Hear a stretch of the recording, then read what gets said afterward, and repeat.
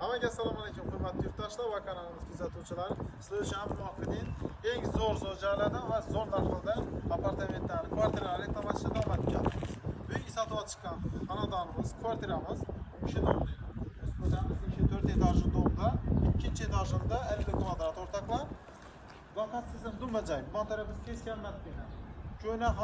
Ko'na kommersiy. Chapa ketsak Rekan bozor, o'ng ketsak Ko'na Hamkor banka chiqamiz. Eski kommersiy ko'chada. Mashina istagan desangiz, mashina istagasini yonida. Mashina ko'p qo'ydilar. Bu yerda qo'ysa bo'ladi. Ana kichkina bol o'yindan maydonchasi ham bor ekan. Maktab bog'cha bilasizlar, shaharning sentr joyi bo'lgandan keyin даже universitet ham yonida bo'ladi. Joyimiz polniy yevro remontdan chiqqan o'rtoqlar yashashga tayyor bo'lib turibdi. Polniy kiyimni olib, kelib to'g'ri yashab berasizlar. Ikkinchi etajda ham topli, yana 50 kvadrat. Narxi esa video davomida aytib o'tamiz. Yetdik obzor qilamiz. İkinci etajımıza çıktık. Ortakla polni remont olan joyimiz yine otopleniyasi ham zo'r yapıp joylashgan. Girdik. Bir qator bir yandan mashina savzandi. Shu girenimizdan şimdi yeng dehliz bo'ladi. Bonimiz kuxniy zona. Kuxniy zonani bir gösterib ketdik. Kuxniy zona. Kuxniy zonamiz polni mebeli zo'r, italyanskiy stilda qurilgan ekan. Uglovoyati bino oynamiz akfa oyna. Polni çöplü pol ham yerimiz. Hem yerimiz çöplü pollar. Ortaklar. Tuvalet bani sanuzelden bir gösterdi. Sanuzel ham akkuratli chiroylatib remont etilgan. Mana bu tarafda oynasam bor. Даже chirish mashinani qo'yadigan joy ham bor.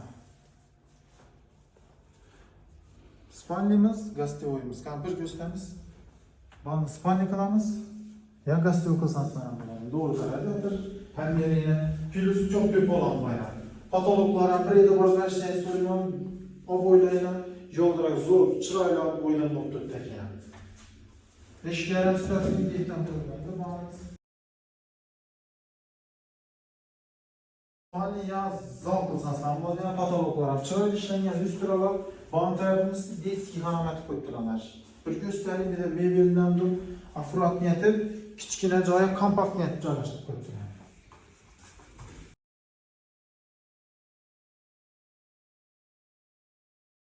İki tane mebelni kompakt niyatib chiroylatib joylashtirganlar bunda eski spalnilarni o'rtoqlar. Bir baho berasizlar endi. Joyimizning narxi o'rtoqlar 380 million. Pastda uyingizni nomeri albatta. Kelishasizlar, savdolashasizlar, olasizlar. Yana dokumenti taqmagan, boshqa makan degan savollarga javob notariusga borasizlar, notariusda hisoblashasiz o'rtoqlar. Ham bir gap, dokumentda cho'lash narsani hech qachon sotib qo'ymaydi, tartibda turadi. Shuning uchun zalog bergan taqdirlaringizda o'zi uyalib qoladi, zalogingizni qaytarib olishingizga to'g'ri keladi. Shu bilan hammaga rahmat, sog' salomat.